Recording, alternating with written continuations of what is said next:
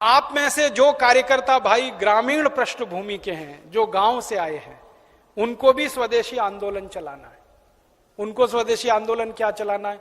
अपने गांव में विदेशी कंपनियों की सबसे ज्यादा बिकने वाली जो चीज है वो है रासायनिक खाद, जिसको हम यूरिया कहते हैं, डीएपी कहते हैं, सुपर फॉस्फेट कहते हैं, और रासायनिक कीटनाशक जिसको एंडोसल्फान कहते हैं, मेलाथियान कहते हैं, पैराथियान कहते हैं, बेंजीन हेक्साक्लोराइड कहते हैं। तो ये विदेशी कंपनियों के कीटनाशक और रासायनिक खाद ये किसानों के बीच में सबसे ज्यादा खरीदी जाती है, और एक साल में 4,80,000 करोड़ रुपए की खरीदी जाती है रासायनिक खाद और कीटनाशक। माने हमारे किसान हर साल रासायनिक खाद और कीटनाशक खरीदकर विदेशी कंपनियों को 4,80,000 करोड़ रुपए दे रहे हैं। ये भी हमको बचाना है। तो क्या करना है? किसानों को जब समझाना है जाकर गांव गांव में कि भैया ये रासायनिक खाद विदेशी है, ये मत डालो। तो किसान पूछेगा क्या डालें? तो उससे कहो गोबर की खाद डालो, ये रासायनिक खाद मत डालो। तो किसान पूछेगा जी गोबर की खाद में फायदा कम है, रासायनिक खाद में फायदा ज्यादा है। तो उसको बड़े प्रेम से समझाना है कि गोबर की खाद में ही फायदा ज्यादा है, रासायनिक खाद में फायदा तो बहुत कम है, क्योंकि रासायनिक खाद बहुत महंगी मिलती है। पहले एक कट्टा रासायनिक खाद मिलती थी 70 रुपए में, अब एक कट्टा रासायनिक खाद मिलती है 250 रुपए में, 300 रुपए में, 350 रुपए में, और कभी कभी ब्लैक हो जाए तो 500 रुपए में यूरिया। और हर साल कीमत बढ़ती जाती है। क्यों? क्योंकि ये रासायनिक खाद बनती है उन वस्तुओं से जिनको पेट्रोलियम प्रोडक्ट्स कहा जाता है, और सारे पेट्रोलियम प्रोडक्ट्स जिसको नेफ्था कहते हैं वो विदेशों से आता है। इसका पैसा पूरा विदेश में जाता है। किसानों को समझाइए ये कि बहुत महंगी पड़ती है। और इसकी महंगाई पता है दूसरी क्या है? एक बार आपने खेत में 1 कट्टा यूरिया डाल दिया तो अगली बार 2 कट्टा डालना पड़ेगा, 2 बोरे डालना पड़ेगा। और एक बार 2 बोरे पड़ गया तो अगली बार 3 बोरे डालना पड़ेगा। एक बार 3 पड़ गया तो फिर 4 डालना पड़ेगा। हर बार बढ़ता ही जाता है, बढ़ता ही जाता है, बढ़ता ही जाता है, खर्चा बढ़ता जाता है। और मालूम है रासायनिक खाद बहुत गर्म होता है। गर्म रासायनिक खाद यूरिया डीएपी आप डालते हैं, मिट्टी पूरी चटक जाती है गर्मी के कारण, तो पानी ज्यादा देना पड़ता है। गोबर की खाद लगा के खेती करें तो गेहूं की फसल लेने में 3 पानी लगता है। यूरिया डीएपी डालकर अगर गेहूं की खेती करें तो 5-6 बार पानी लगाना पड़ता है। पानी का खर्चा बढ़ जाता है, और पानी का खर्चा बढ़ेगा तो पानी तो जमीन में से ही निकालना पड़ता है। जमीन से ज्यादा पानी निकाल के आप खेतों में डालते रहेंगे तो पानी का तल नीचे नीचे नीचे नीचे होता चला जाता है। पहले पानी 25-30 फुट पे मिलता था, अब पानी 900 फुट तक नहीं मिलता खेतों में। तो किसानों को समझाइए कि यूरिया डालने से बड़ा भारी नुकसान है। एक तो हर साल खाद की मात्रा बढ़ानी पड़ती है, खर्चा बढ़ता है। दूसरा, हर साल पानी की मात्रा बढ़ानी पड़ती है, वो खर्चा बढ़ता है। और जहां पानी निकालने के लिए बिजली नहीं है वहां डीजल पंप चलाना पड़ता है, तो डीजल का खर्चा बढ़ता है। और डीजल कभी भी महंगा होता रहता है। एक जमाने में 7 रुपए लीटर मिलता था डीजल, अब 35 रुपए लीटर। 2-4 दिन के बाद ये 40 रुपए लीटर होने जा रहा है। फिर हो सकता है 1.5 साल में 100 रुपए लीटर हो जाए। किसान कहां जाएगा? मर जाएगा वो तो डीजल का खर्चा करते करते। और फिर एक और नुकसान होता है कि ये यूरिया डीएपी जब हम खेत में डालते हैं तो मिट्टी में ये केमिकल घुल जाते हैं, और मिट्टी में घुल गए तो पौधे की जड़ में आ जाते हैं, पौधे की जड़ से पौधे के तने में आ जाते हैं, पौधे के तने से पौधे के फल में आ जाते हैं, पौधे के फल में आ जाते हैं तो फिर वही फल हम खाते हैं, हमारे शरीर में आ जाते हैं। और हमारे शरीर में अगर ये जहर आ गया तो हमारी माताएं तो पूतना हो जाती हैं। आपने पूतना की कहानी सुनी? कृष्ण भगवान को जहर पिलाने के लिए आई थी। आज हमारी माताओं के दूध में जहर आ चुका है, अपने अपने बच्चों के लिए वो पूतना की स्थिति में है। आज हमारे देश की कई संस्थाओं ने माताओं के दूध का परीक्षण करवाया है, तो माताओं के दूध में वो सारे केमिकल हैं जो यूरिया में हैं। माताओं के दूध में वो सब केमिकल हैं जो कीटनाशक दवाओं में हैं, क्योंकि भोजन हम कर रहे हैं, भोजन के साथ वो शरीर में जा रहे हैं। और यही केमिकल हैं जो आपको कैंसर पैदा करवा रहे हैं, जो आप में डायबिटीज दे रहे हैं, जो आप में हाई ब्लड प्रेशर दे रहे हैं, हाइपरटेंशन दे रहे हैं। 148 किस्म की बीमारियां इन जहरों से पैदा होती है। इसलिए किसानों को समझाओ कि ये यूरिया डीएपी का जहर एक तो विदेशी है, ये बंद करो। दूसरा, ये शरीर को नुकसान देता है, इसलिए बंद करो। तीसरा, ये पैसे का नुकसान करता है, इसलिए बंद करो। तो किसान पूछेंगे भाई क्या करें? तो उनसे कहो गोबर का खाद डालो। अब किसान क्या पूछेगा आपको? सबसे पहले वो कहेगा गोबर के खाद से तो उत्पादन नहीं होता। तो उससे कहो गोबर के खाद से भी उत्पादन बहुत अच्छा होता है। यूरिया डीएपी से जितना नहीं होता उससे तो ज्यादा गोबर के खाद से होता है। मैं तो पिछले 12-13 साल किसानों के बीच में काम करता रहा, महाराष्ट्र और कर्नाटक में। आप आइए वहां देखिए, हजारों हजारों किसानों ने यूरिया डीएपी बंद करके गोबर का खाद डालना शुरू किया है। और जिस किसान के यूरिया डीएपी के खेत में 1 एकड़ में 20 से 25 मीट्रिक टन गन्ना होता था, आज उस किसान के खेत में गोबर का खाद डालने से 90 से 100 मीट्रिक टन गन्ना हो रहा है। कम नहीं होता है। जिन किसानों के खेत में यूरिया डीएपी डालने से 1 एकड़ में 12 कुंटल गेहूं होता था, आज उनके खेत में गोबर का खाद डालने से 20 से 22 कुंटल गेहूं हो रहा है। जिन किसानों के खेत में यूरिया डीएपी डालने से 1 एकड़ में 2.5 कुंटल कपास होती थी, आज उन किसानों के खेत में गोबर का खाद डालने से 7 कुंटल एकड़ का कपास हो रही है। ऐसे एक नहीं, हजारों किसान हैं महाराष्ट्र में, कर्नाटक में, थोड़ा अगर चलेंगे तो छत्तीसगढ़ में बहुत किसान है। 12 साल मैंने बहुत काम किया किसानों के बीच, जा जाके उनको ये सब सिखाया। गोबर की खाद से उत्पादन ज्यादा मिलता है यूरिया डीएपी की तुलना। क्यों मिलता है वो जानना चाहिए। बहुत बहुत बढ़िया बात है, जो आप जान लो तो आप किसानों को समझा सकते। गोबर की खाद जब हम खेत में डालते हैं तो होता क्या है? गोबर जो है ना, कई तरह के जीव जंतुओं का भोजन है। यूरिया जो है वो भोजन नहीं, जहर है। आपके खेत में एक जीव होता है जिसको केंचुआ कहते हैं। केंचुआ को किसी दिन पकड़ना और हाथ पे रखना और उसके ऊपर यूरिया डाल देना। 2-4 दाने ही यूरिया डालोगे, वो तड़पना शुरू हो जाएगा और 1 मिनट में मर जाएगा। हम जब खेत में टनों टन यूरिया डालते हैं ना, करोड़ों केंचुए मार डाले हमने यूरिया डाल डाल के। और केंचुए क्या करते हैं? केंचुए मिट्टी को नरम बनाते हैं, पोला बनाते हैं और उपजाऊ बनाते हैं। केंचुए का काम क्या है? ऊपर से नीचे जाना, नीचे से ऊपर जाना। पूरे दिन में वो 3 चक्कर नीचे ऊपर के लगाता है। नीचे जाएगा फिर ऊपर आएगा, फिर नीचे जाएगा फिर ऊपर आएगा। अब केंचुआ जिंदा है तो नीचे जाएगा फिर ऊपर आएगा।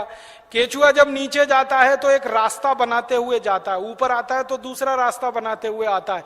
तो परिणाम क्या होता है कि ये छोटे छोटे छिद्र जब मिट्टी में वो केंचुए तैयार कर देता है, तो बारिश का पानी इन्हीं छिद्रों में से नीचे एक एक बूंद नीचे रिसते हुए तल में जमा होता है।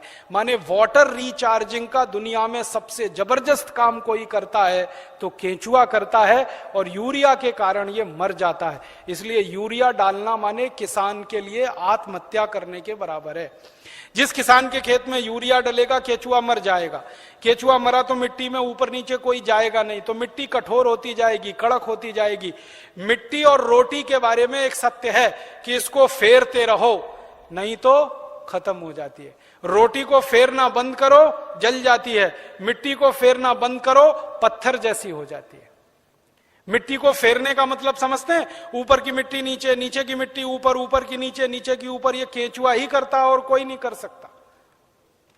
केंचुआ तो किसान का सबसे बड़ा दोस्त है। मैंने इसका हिसाब निकाला था। एक केंचुआ साल भर अगर जिंदा रहे तो 36 मीट्रिक टन मिट्टी को उठक पटक कर देता है, ऊपर से नीचे, नीचे से ऊपर, एक केंचुआ साल भर में। और उतनी ही मिट्टी को ट्रैक्टर से उलट पलट करना पड़े तो कम से कम 100 लीटर डीजल खर्च होता है, और 100 लीटर डीजल 3600 रुपए का आता है। माने एक केंचुआ हर आदमी का 3600 रुपए बचा रहा है। ऐसे करोड़ों केंचुए हैं, पता सोचो कितने हजार करोड़ रुपए बच रहे हैं इस देश में। इसलिए गोबर का खाद डालने से फायदा क्या होता है? रासायनिक खाद डालो, केंचुआ मर जाता है। गोबर का खाद डालो, केंचुआ जिंदा हो जाता है। क्योंकि गोबर केंचुए का भोजन है। केंचुए को भोजन मिले तो वो अपनी जनसंख्या बढ़ाता है, और इतनी तेज बढ़ाता है कि कोई नहीं बढ़ा सकता। भारत सरकार कहती है हम दो हमारे दो, केंचुआ नहीं मानता उस बात को। एक एक केचुआ 50-50 हजार बच्चे पैदा करके मरता है। 50-50 हजार। एक जाति का केचुआ तो मैंने देखा 1 लाख पैदा करता है बच्चे, तब मरता है। तो वो एक जिंदा है, उसने 1 लाख पैदा कर दिए, अब वो 1-1 लाख पैदा करेंगे, करोड़ों केंचुए हो जाएंगे अगर गोबर डालना शुरू किया। और केंचुए ज्यादा होंगे तो मिट्टी फिर उलट पलट होने लगेगी, मिट्टी में छिद्र बनने लगेंगे, तो बारिश का जितना भी पानी गिरेगा सब मिट्टी में आ जाएगा।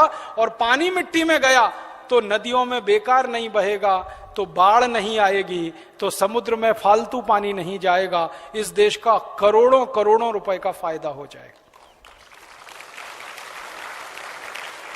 इसलिए आप किसानों को समझाओ, गोबर की खाद डालो। फिर कुछ किसान कहेंगे जी उत्पादन होगा क्या? उनसे कहना गारंटी मेरी, गारंटी भारत स्वाभिमान ट्रस्ट की। थोड़े दिन में भारत स्वाभिमान ट्रस्ट की तरफ से हम किसानों को कहेंगे कि आप बिंदास गोबर की खाद डालो, गारंटी हमारी, 1 ग्राम भी उत्पादन कम नहीं होगा। कैसे कम नहीं होगा? डालने का तरीका है। डालने का तरीका क्या है? अभी किसान गोबर कैसे डालते हैं? गोबर डालते हैं, वो घूरा है, घूरा गांव में कचरा डालने का, वहां गोबर इकट्ठा करते हैं। 6 महीने, 8 महीने, साल भर वो सूखता रहता है और सूख सूख के उसकी सारी ताकत निकल जाती है।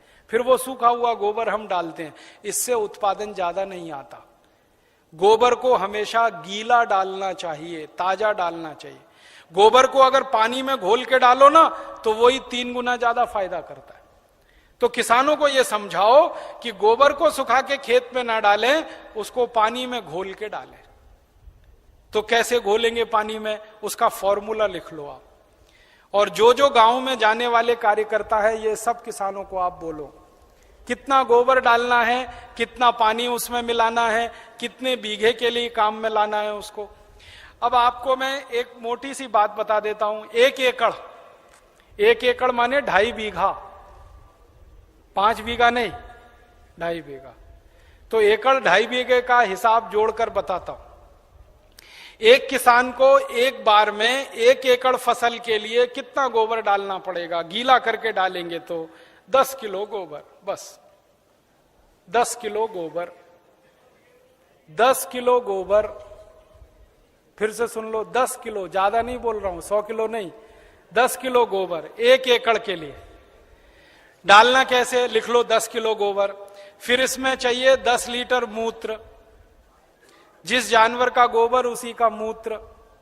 गाय का गोबर तो गाय का मूत्र, भैंस का गोबर तो भैंस का मूत्र, बैल का गोबर तो बैल का मूत्र। अब आप बोलोगे गोबर तो इकट्ठा कर लेंगे, मूत्र कैसे इकट्ठा करें? जानवर जो मूत्र देते हैं ना, जहां पे आप जानवरों को रखते हो वहां पे पत्थर वत्थर लगा के एक छोटी सी नाली बना लो और उसमें ढाल लगा दो। जितना भी वो पेशाब करेंगे वो नाली में आ जाएगा। नाली के आगे एक खड्डा खोद दो, वो सारा उसमें जमा हो जाएगा, फिर वो ले लो। और मैं आपको एक अच्छी बात बताता हूं, जानवरों के मूत्र की कोई एक्सपायरी डेट नहीं है। 1 साल, 2 साल, 3 साल, 5 साल, 10 साल, 20 साल, 50 साल खराब ही नहीं होता। तो चिंता करने की बात ही नहीं है। तो इकट्ठा होता रहेगा, खड्डे में डालते रहो। तो 10 किलो गोबर, 10 लीटर मूत्र, ठीक है। फिर इसमें मिलाना है लगभग 1 किलो गुड़, आधे से 1 किलो गुड़। गुड़, गुड़ तो आप सब जानते हो। एक तो गुड़ होता है जिसको आप खा लेते हो, एक तो गुड़ ऐसा होता है जिसको जानवर खा लेते हैं, और एक गुड़ ऐसा होता है जिसको कोई नहीं खा सकता। गीला गीला, पुराना पुराना, काला काला, वो गुड़ खेत के बहुत काम का है। जो सबसे घटिया गुड़ है, जिसको ना जानवर खा सकते हैं ना आपका, वो खेत के लिए बहुत काम का है। तो वो गुड़ ले लो, आधे से 1 किलो। गोबर हो गया, मूत्र हो गया, गुड़ हो गया। अब इसमें लगभग 1 किलो डालना है दाल का आटा। दाल है ना, दाल, अरहर की दाल, मूंग की दाल, उड़द की दाल, चने की दाल, सोयाबीन की दाल, खेसारी की दाल, कोई भी दाल, 1 किलो उसका आटा। 4 चीजें हो गई, गोबर, गोमूत्र, गुड़, दाल का आटा। और इसमें डालनी है 1 मुट्ठी मिट्टी। 1 मुट्ठी में आधा किलो या 1.25 किलो तक मिट्टी आती है। मिट्टी कहां से लानी है? आपके खेत के आसपास अगर पीपल का कोई पेड़ है, बरगद का कोई पेड़ है, तो उसके नीचे से खोद लो मिट्टी। पीपल के पेड़ के नीचे की या बरगद के पेड़ के नीचे की? पीपल और बरगद के पेड़ के नीचे की ही मिट्टी क्यों खोदना? आपको मालूम है पीपल और बरगद के पेड़ हर समय ऑक्सीजन देने वाले पेड़ हैं, और ज्यादा ऑक्सीजन देने वाले पेड़ के नीचे जीवाणुओं की संख्या बहुत होती है। तो पीपल और बरगद के पेड़ के मिट्टी में जीवाणु सबसे ज्यादा होते हैं, यही जीवाणु खेत को चाहिए। तो मिट्टी ले ली, 5 चीजें हो गई, गोबर 10 किलो, मूत्र 10 लीटर, गुड़ लगभग 1 किलो, दाल का आटा 1 किलो और मिट्टी लगभग 1 किलो। ये 5 चीजों मिला दो, घोल दो। हाथ से घोल लेना, खराब नहीं होंगे हाथ, नहीं तो डंडे से घोल देना। एक ड्रम में घोल लेना, प्लास्टिक के ड्रम में घोल लेना, नहीं तो लोहे के ड्रम में घोल लेना। प्लास्टिक का होगा तो अच्छा, लोहे वाला क्षरण ज्यादा होता है। अब इसको घोल के 15 दिन रख देना, 15 दिन रख देना। घोलने में तकलीफ आए तो थोड़ा पानी मिला देना, ज्यादा मत मिलाना, थोड़ा ही मिलाना। घोल के 15 दिन रख देना। 15 दिन के बाद यह खाद तैयार हो जाएगा। इस खाद में क्या होगा, करोड़ों करोड़ों सूक्ष्म जीवाणु पैदा हो जाएंगे। वो जो मिट्टी डाली ना, मिट्टी के जीवाणु अगर 1 लाख हैं तो 15 दिन में वो 100 करोड़ से ज्यादा हो जाएंगे। ढक के रख लो तो अच्छा है, छांव में रखना सबसे अच्छा, धूप में बिल्कुल मत रखना, पेड़ के नीचे की छांव में रखना, नहीं तो कोई ऐसी जगह रखना जहां सूर्य का प्रकाश ना आता हो, और इस पे कपड़ा बांध दो, ढक्कन लगा दो, जैसे है ढक लो। अब ये 15 दिन में तैयार हो गया, इसमें करोड़ों जीवाणु तैयार हो गए। अब ये जीवाणु घोल, इसको जीवाणु घोल कहते हैं, इसको खेत में डालना है। डालने से पहले इसमें पानी मिलाना है, और पानी कितना मिलाना है, जितना गोबर था उसका 10 गुना पानी, 10 गुना कम से कम। 100 लीटर पानी, 10 किलो गोबर तो 100 लीटर पानी, और ज्यादा से ज्यादा पानी मिला सकते हैं तो 200 लीटर। तो 100 से 200 लीटर पानी मिला लिया। अब ये पूरा परफेक्ट घोल हो गया। इसको 1 एकड़ के खेत में छिड़कना है, जैसे पानी छिड़कते हैं ना मिट्टी दबाने के लिए, ऐसे ही छिड़कना है बस। आप इसको छिड़क देंगे तो ये करोड़ों जीवाणु मिट्टी में पहुंच जाएंगे। तो मिट्टी में जीवाणुओं की संख्या बढ़ती जाएगी, और मिट्टी में सारा खेल खेलने का काम जीवाणु करते हैं। आपको मालूम है जीवाणु क्या करते हैं?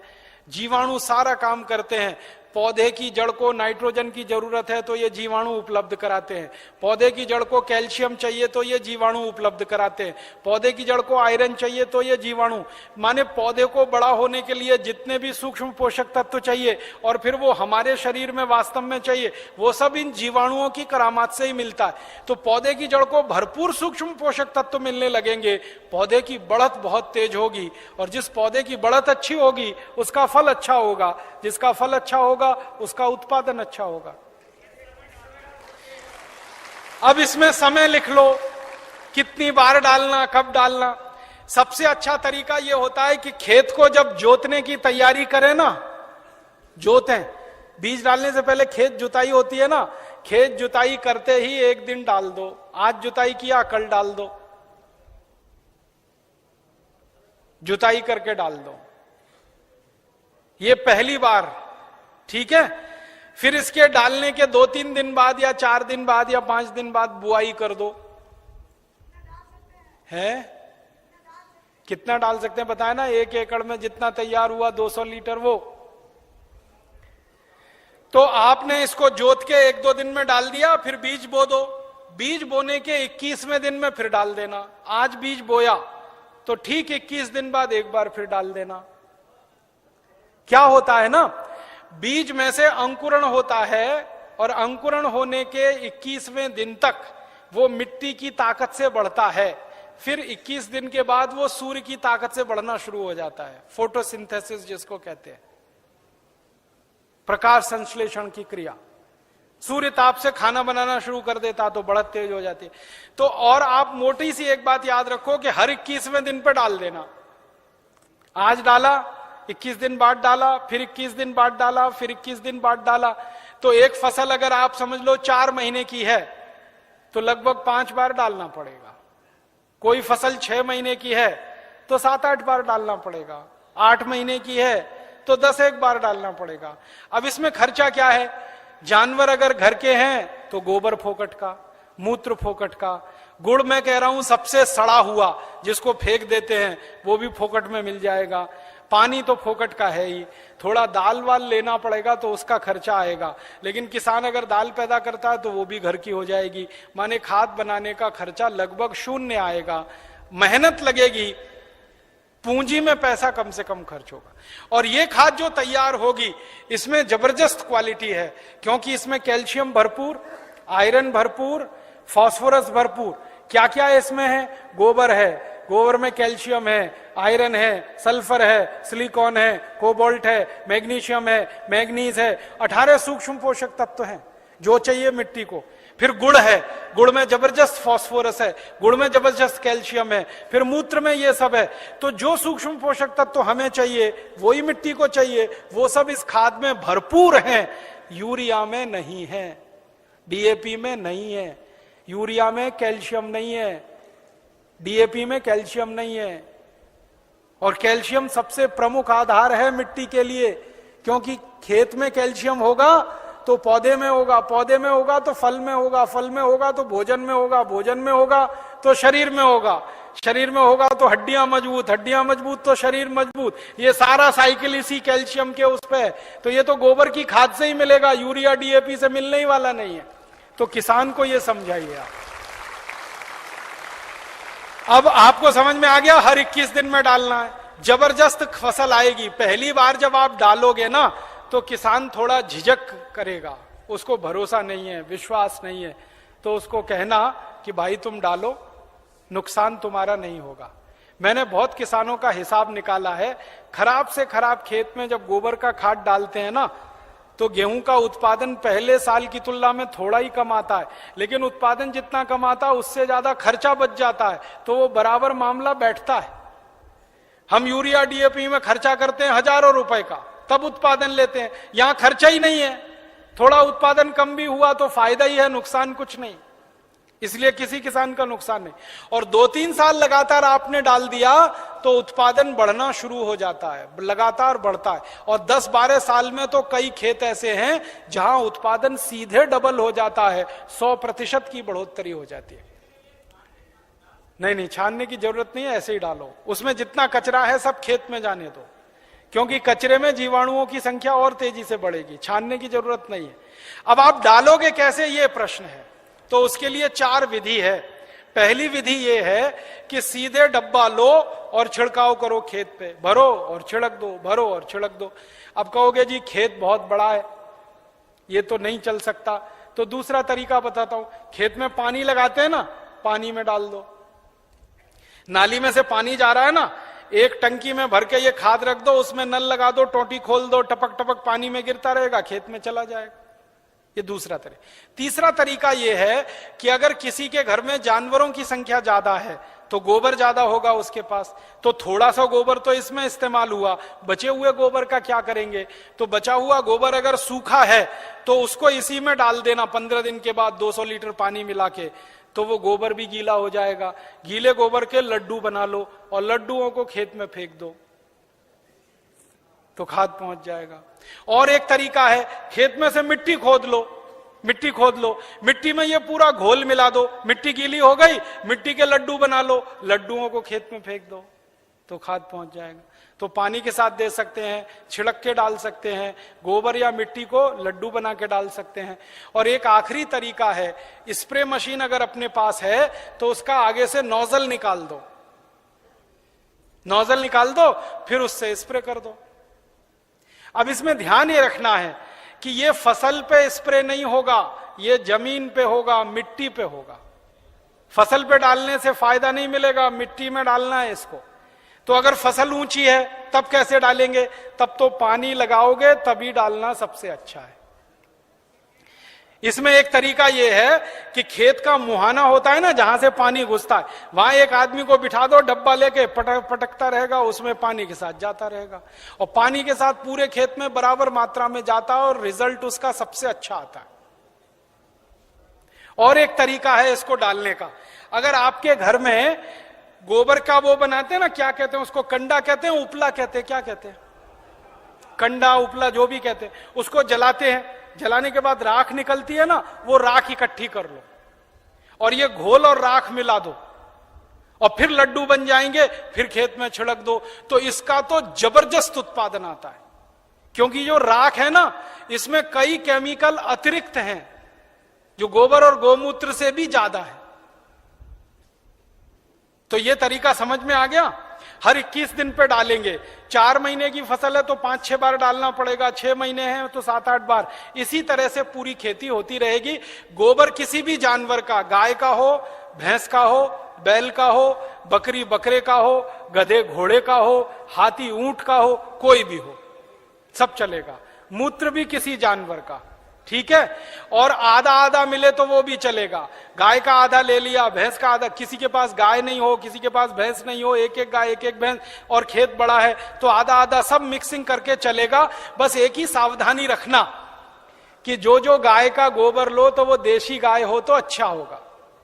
जर्सी का फायदा पूरा नहीं करेगा, और जर्सी का ही गोबर है तो उसमें देशी का मिला लेना, नहीं तो कोई फायदा नहीं करेगा। जर्सी गाय है, उसका गोबर है, उसमें देशी गाय का 1-2 किलो गोबर मिला लेना, वो वैसे ही काम करता है जैसे 100 किलो दूध में 1 चम्मच दही डालो तो पूरा दूध दही हो जाता है। वैसे ही 100 किलो जर्सी गाय के गोबर में 1 किलो देशी का डाल दो तो देशी गाय के जीवाणु अपनी संख्या अपने आप बढ़ा लेते हैं। और धीरे धीरे मेरी बात मानो तो जर्सी गाय बेचते जाना, देशी लेते जाना, क्योंकि ये जर्सी गाय के दूध में दम नहीं है। आपको मालूम नहीं है, दुनिया में भारत को छोड़कर जर्सी गाय का दूध कोई देश नहीं पीता। डेनमार्क में सबसे ज्यादा जर्सी गाय है। डेनमार्क वाले दूध ही नहीं पीते। क्यों नहीं पीते? कैंसर होने की संभावना है जर्सी गाय के दूध से। घुटनों का दर्द तो तुरंत हो जाता है, बड़ी बड़ी बीमारियां होती हैं। और जर्सी गाय को एक खतरनाक बीमारी होती है, मैड काउ डिसीज। उस बीमारी के चक्कर में दूध भी उसका प्रदूषित होता है, इसलिए जर्सी का दूध दुनिया में कोई नहीं पीता। डेनमार्क की सरकार तो दूध ज्यादा होने पर समुद्र में फेंकवा देती है। आपको सुनकर हैरानी होगी, डेनमार्क में दूध बहुत है, चाय बिना दूध की पीते हैं सबके सब, क्योंकि वो दूध उनको खराब लगता है। तो जर्सी गाय बेच के देशी लेते जाना। भैंस हो तो उसका तो चल जाएगा, बैल का चल जाए। अब एक आखिरी चीज और बता दूं, उसको आप लिख लो। ये तो हुआ खाद। अब किसान कहेगा कीड़ा लग गया, तो कीड़ा लग सकता है ना, तो उसका भी एक फॉर्मूला लिख लो। कीड़ा अगर लगता है, कीट लगता है, तो उसकी दवा भी हम खुद बना के छिड़क सकते हैं, पैसा खर्च करने की जरूरत नहीं। कीड़ा मारने की दवा कैसे बनेगी? 20 लीटर जानवरों का पेशाब ले लो, गाय का, बैल का, भैंस का, 20 लीटर, ठीक है। ये 1 एकड़ के लिए बता रहा हूं। फिर इसमें 2.5-3 किलो नीम के पत्ते की चटनी डाल देना। नीम के पत्ते की चटनी, नीम का पत्ता है, पीस के चटनी बना के डाल देना, 2.5-3 किलो। और आकड़ा देखा है? आकड़ा के पेड़ के पत्ते की भी चटनी डाल देना, 2.5-3 किलो। आकड़ा, आक कहते हैं, आक, कुछ लोग अकौआ कहते हैं उसको। आक, आकड़ा, अकौआ, हाँ वही जो हनुमान जी पे चढ़ाते हैं, जिसमें सफेद सफेद दूध निकलता है। और एक तीसरा पत्ता है, सुनो सुनो भाई, एक तीसरा पत्ता है बेशरम। बेशरम जो है ना, अक्सर गांव में घुसते हैं ना, तो दोनों तरफ किनारे किनारे लगा रहता, पान के जैसा पत्ता, बैगनी रंग का फूल आता है, उसमें ना खुशबू होती है ना कुछ होता है, बिना पानी के बिना बीज के होता है, इसलिए बेशरम कहते हैं। तो 2-2.5 किलो ले लो। और एक पत्ता है आपके गांव में अगर मिले तो, सीताफल का पत्ता, शरीफा जिसको कहते हैं, सीताफल शरीफा, उसका पत्ता 2-2.5 किलो ले लो। और अगर गांव में मिल जाए ना तो वो घास आती है ना, कांग्रेस घास, उसको चटनी बना के डाल दो, 2-2.5 किलो। और इसमें थोड़ा सा खूब तीखी लाल मिर्च हो, हरी मिर्च हो, तो वो पीस के डाल दो, 250-300 ग्राम। लहसुन पीस के डाल दो, आधा किलो के करीब। गाजर घास, वही। और मैं आपको एक मोटी सी बात बताता हूं, वो याद रखो, जिन जिन पत्तों को गाय नहीं खाती, फिर से सुनो, जिन जिन पत्तों को गाय नहीं खाती और आपके गांव में उपलब्ध है, वो सब पत्ते पीस के डाल दो इसमें। गाय को खिला के देख लो, खा रही है तो नहीं डालना, नहीं खा रही है तो पीस के डाल देना है।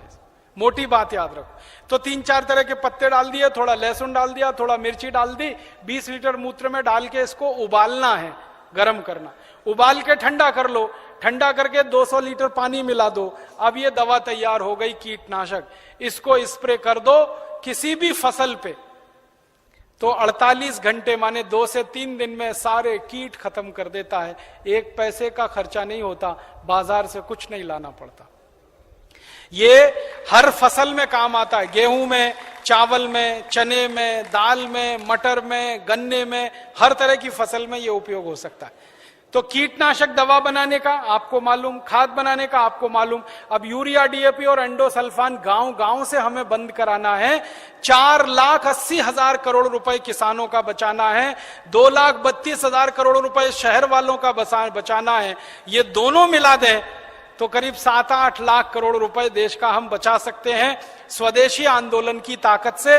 और बाहर से जो इंपोर्ट हो रहा है करीब 7 लाख करोड़ का, अगर पक्के स्वदेशी वाले लोग हो जाएं तो इंपोर्टेड चीजें भी बंद हो सकती हैं। 14 लाख करोड़ का फायदा, माने इतना बड़ा फायदा हम पूरे देश को दे सकते हैं अपने स्वदेशी आंदोलन और अभियान से।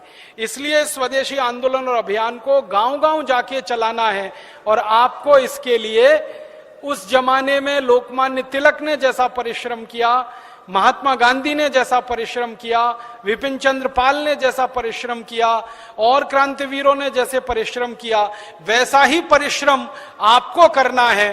ताकि क्या होगा, जैसे आज हम लोकमान्य तिलक का नाम याद रखते हैं अपने देश के लिए, अपनी सभ्यता के लिए, अपनी आजादी के लिए, वैसे ही आपका नाम आने वाली पीढ़ियां याद रखेंगी इस देश के दूसरे स्वदेशी आंदोलन के लिए।